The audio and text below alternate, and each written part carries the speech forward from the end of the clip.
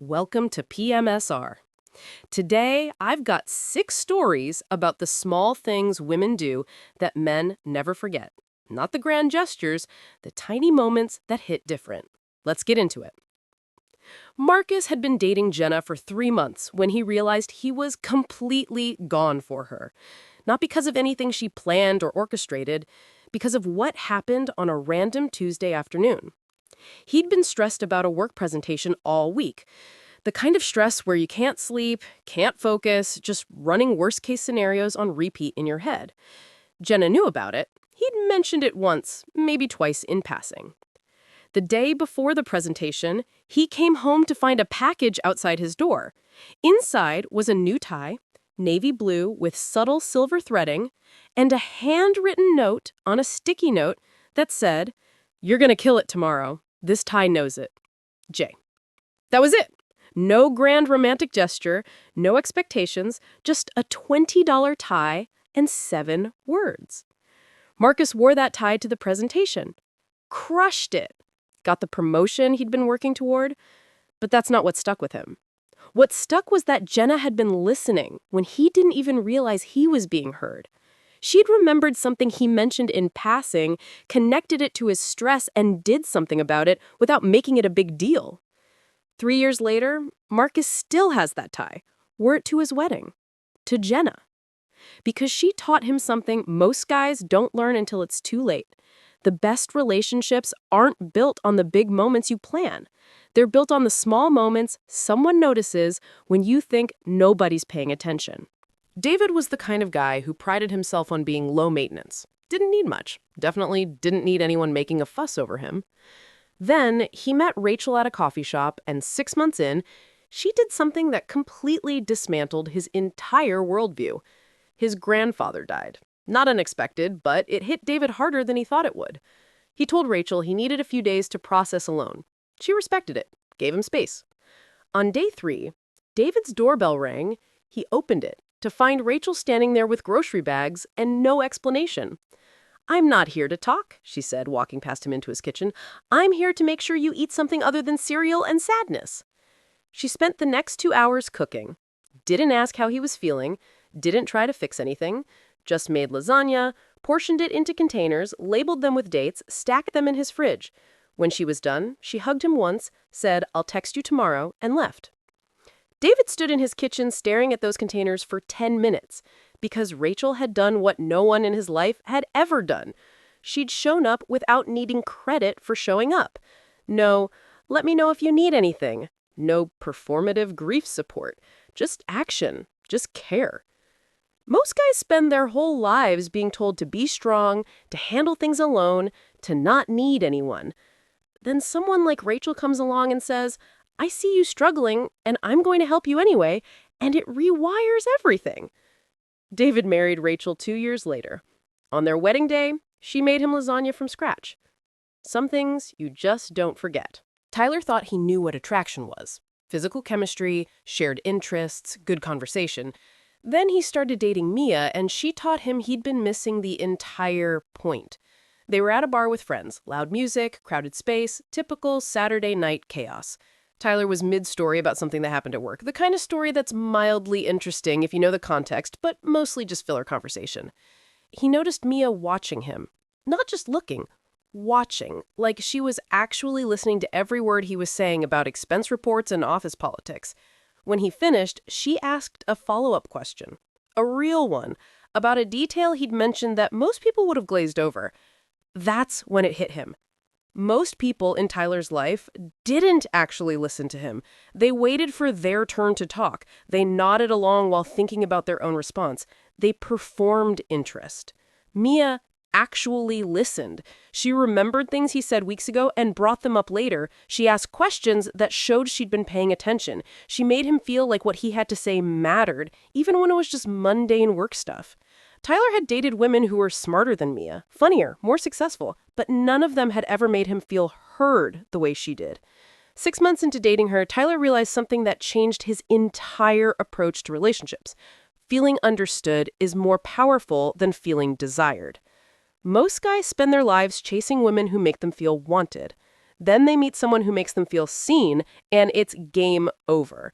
Tyler and Mia have been together for 5 years now. He still catches himself noticing the way she listens, the way she remembers, the way she makes space for him to just exist without performing. That's the thing about real connection. It's not loud, it's not flashy. It's just someone paying attention when they don't have to. All right, if you're enjoying these, hit subscribe to PMSR. More stories coming right up. Jake had always been the funny guy, the one who kept everyone laughing, deflected serious moments with jokes, used humor as armor against anything that felt too real. Then he met Sophia, and she did something no one had ever done before. They were on their fourth date, walking through a park after dinner. Jake was in his usual mode, cracking jokes, keeping things light. Sophia laughed at most of them, but then she stopped walking. "Can I ask you something?" she said. Jake tensed. Here it comes, the "what are we" talk, or the "why don't you ever get serious" conversation. But Sophia just looked at him and said, "What do you actually want to do with your life?" Like, the real answer, not the funny version. Jake's first instinct was to deflect, make a joke about becoming a professional hot dog eating competitor or something equally ridiculous. But Sophia was just standing there, waiting, not judging, not rushing him, just genuinely curious. So, Jake told her the truth about the novel he'd been writing for 3 years that no one knew about how scared he was that it wasn't any good, about how easier it was to be the funny guy than the guy who actually tried and failed. Sophia listened to all of it. Then she said, "I'd like to read it sometime, if you want to share it. No pressure, no judgment, just an invitation." Jake had spent his entire adult life building walls made of humor. Sophia didn't try to knock them down. She just stood outside them and said, "I'm here when you're ready." 2 months later, Jake showed her the first 3 chapters of his novel. She read them in one sitting, gave him real feedback, and asked when she could read more. That's when Jake learned something crucial. The right person doesn't fix you or change you. They just make you feel safe enough to stop hiding. Jake finished that novel, got it published, dedicated it to Sophia, because she'd seen past the performance and cared about the person underneath. And for guys who spend their lives performing, that kind of recognition changes everything. Chris thought he was happy in his relationship with Natalie. They'd been together for a year. Things were good, comfortable. Then one night, Natalie did something that made Chris realize good and great were worlds apart. They were watching TV, some mindless reality show neither of them really cared about. Chris was scrolling on his phone, half present, standard weeknight routine. Natalie reached over and gently pulled his phone out of his hand. Didn't say anything about it, just set it on the coffee table, then took his hand and held it. Chris looked at her confused. "I miss you," she said simply. "I'm right here," Chris said. "I know. That's why I miss you." It was such a simple moment, but it hit Chris like a freight train. Because Natalie had just done something incredibly brave. She'd been vulnerable enough to say, "I need more of your attention," without making it an accusation, without starting a fight, without making Chris feel attacked. She'd just been honest about what she needed. Most relationships die in comfortable silence. Two people sitting next to each other, both on their phones, both physically present but emotionally checked out. They tell themselves it's fine because they're not fighting. But Natalie had refused to let their relationship slip into that comfortable nothing. She'd spoken up before the resentment built, before the distance became permanent.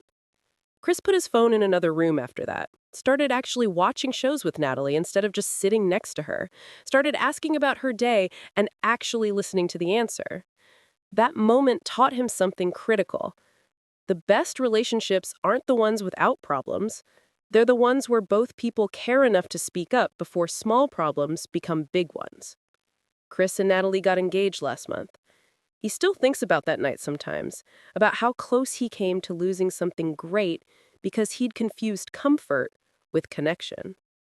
The best thing Natalie ever did for their relationship was refuse to let Chris coast. And Chris learned that when someone cares enough to ask for more of you, that's not a burden, that's a gift. Ethan had been single for 3 years when he met Gabriella. Not because he couldn't find anyone, because he'd been burned bad in his last relationship and decided he was better off alone. Gabriella didn't try to fix him, didn't try to convince him he was wrong. She just existed in his life as a friend. And slowly, without Ethan even realizing it was happening, she did something that changed everything. She laughed at his jokes. The real ones, not the performative ones. She'd throw her head back and laugh in this completely unself-conscious way that made Ethan feel like he'd just won something. Most people in Ethan's life tolerated his sense of humor. They'd give polite chuckles, roll their eyes affectionately, or ignore his jokes entirely. Gabriella actually thought he was funny, genuinely funny, and she wasn't afraid to show it.